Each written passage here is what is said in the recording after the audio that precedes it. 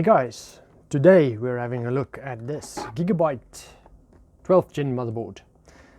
This board is also a DDR4 board, so still you can put in DDR4 RAM here. It's the B660M gaming, so this one is a little bit more focused on gaming, but yeah, let's have a look at the board.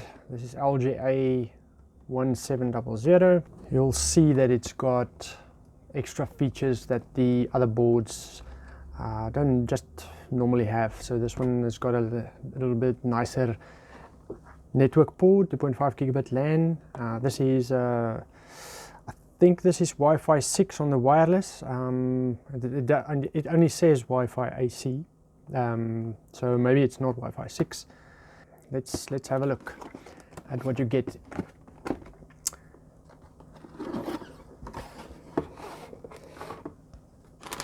Alright, so when you open up the box, you have the motherboard, and it is packaged in a nice sturdy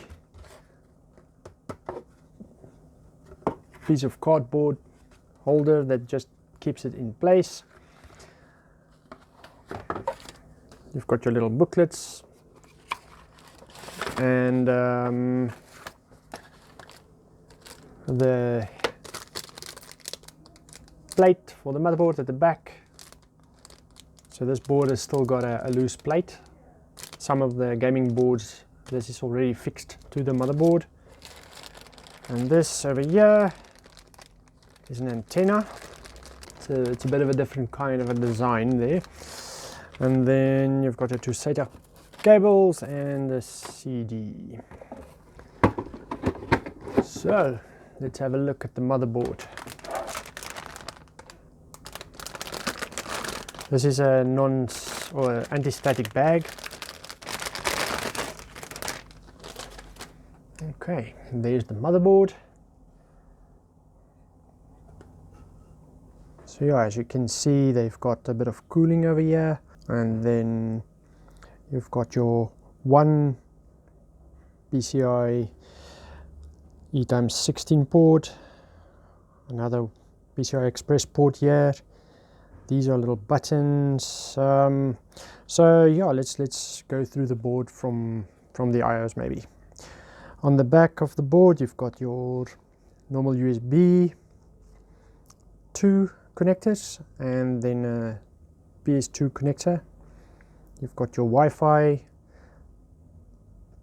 connectors for the antenna.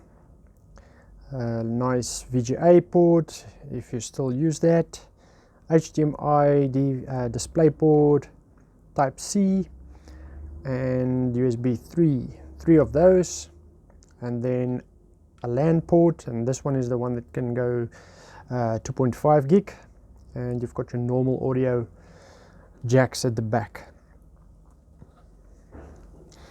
So as I said, this is a 12th gen motherboard, so there's the 12th gen socket for the CPU and the CPU power over here. On these boards,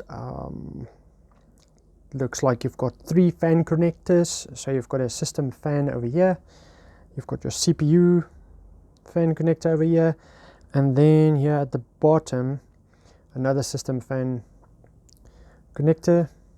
And what I see now is actually there's another fan header or another fan connector here. So there's actually 3 system fan connectors on this board and 1 CPU fan connector. So you've got a lot of options for cooling and running fans and stuff from your motherboard's power. There's your normal power plug. These 2 are the DDR4 RAM slots. Then you've got 2 SATA ports that's facing this direction. You've got your USB 3 connector for your chassis, so you can use the front USB on your chassis.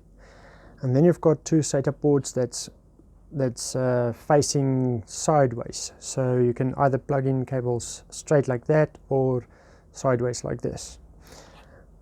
There's all your little connectors for your buttons and lights of your chassis. And on this one you've got a few extra USB connectors for front and rear USB or extra USB ports. When you press this button you can most probably flash the board with a Q flash or the quick flash and USB without having to connect anything to the board. This is the reset button, and then you've got your LED ports over here for your RGB of your chassis and stuff. Over here you've still got a serial port connector, so you can connect a COM or any serial device with that, and your normal your normal audio connectors for front audio. Nice bit of red aluminium heatsink over here, and oh yeah, this has got two NVMe slots, so you can install a solid state drive over there and also over here. Both these ports are PCIe 4, so both the NVMe ports are PCIe 4. Everything on this board is PCIe 4. So this port is PCIe 4, this port is PCIe 4, this port is PCIe 4. Thanks my guys. At the back of the board there's just a bit of support here for the large CPU, because the boards do flex a bit when you pull this heatsink onto the CPU. So but yeah, that's the B660M gaming unboxed, and now you know how it looks. And yeah, I must say it's actually a good looking motherboard. So not too expensive, but nicely laid out. There you go. Thanks for watching.